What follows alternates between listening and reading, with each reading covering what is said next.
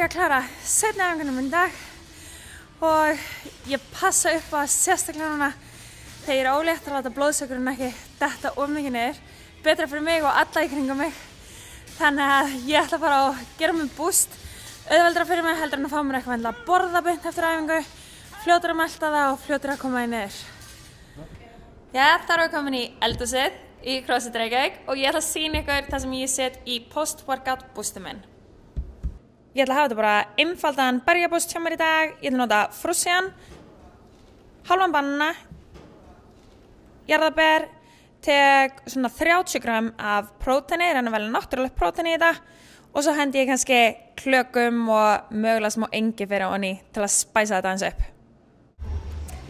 Jæja, þá er bara að mixa þessu. Ég ætla að blanda í dag það bil 35 gram af kolvetnum hjá mér. Ég ætla að vera með 30 gram af próteini, dass af klökum og mér finnst langbest að fá mér eftir æfingu í vökvaformi.